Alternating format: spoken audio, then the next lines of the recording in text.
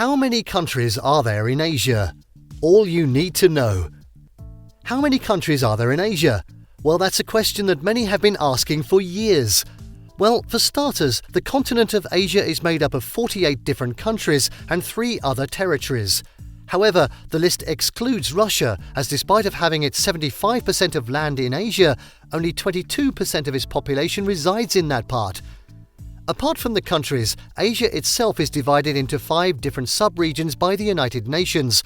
So today, in this video, we will look at these 5 different sub-regions of Asia and the countries they inherit in greater detail. So, without further ado, let's get to it. A brief knowledge about the Asian continent. The Asian continent is the largest and most populous of the 7 continents. It covers an area of 44,579,000 square kilometres, or 17,212,000 square miles, or about 1/3 of the world's land surface. As of January 1st, 2018, its population was estimated at 4.5 billion.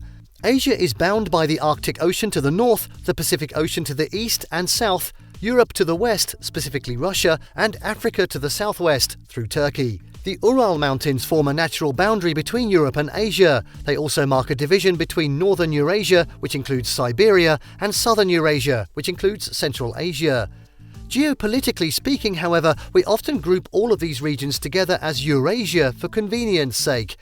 The continent can be subdivided into 5 major physical regions: Eastern Asia, Southeastern Asia, Southern Asia, Central Asia, Western Asia.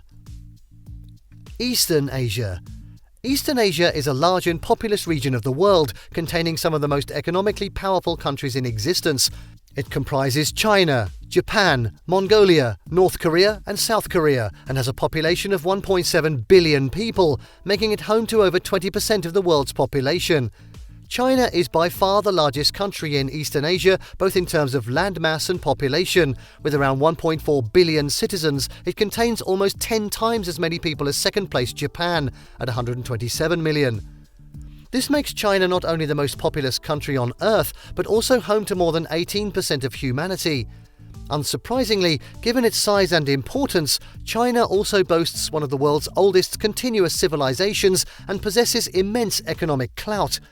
According to World Bank figures, it was responsible for around 15% of global GDP growth between 2010 and 2015. In fact, such is China's current rate development that some analysts believe it will overtake America to become the world's largest economy within a decade or two. The remaining 3 nations in Eastern Asia are all considerably smaller than either China or Japan. Indeed, at just 3.29 million people, Mongolia is actually less populous than several individual US states.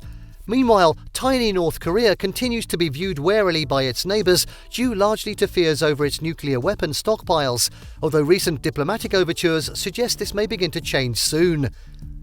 Southeastern Asia.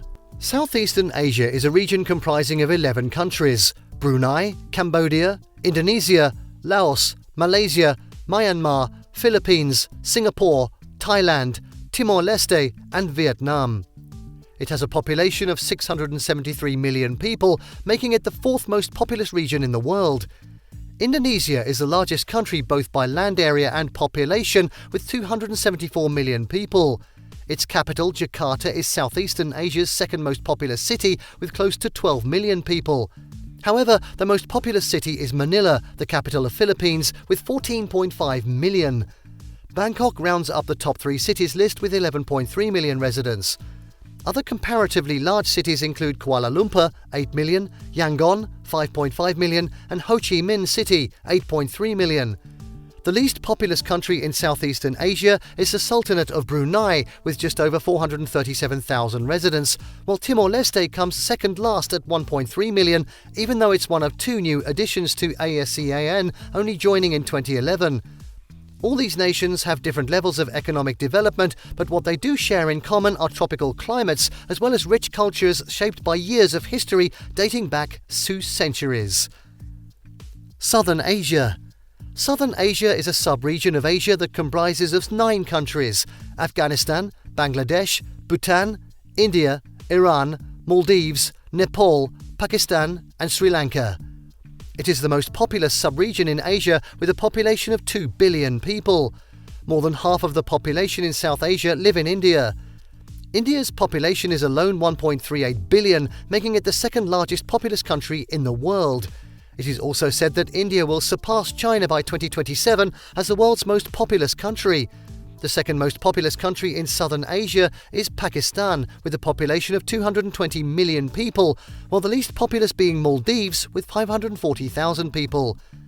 The most populous city in Southern Asia is Mumbai, with 21.6 million people, followed by Dhaka, with 18.9 million people, and Karachi, with 17.6 million people respectively.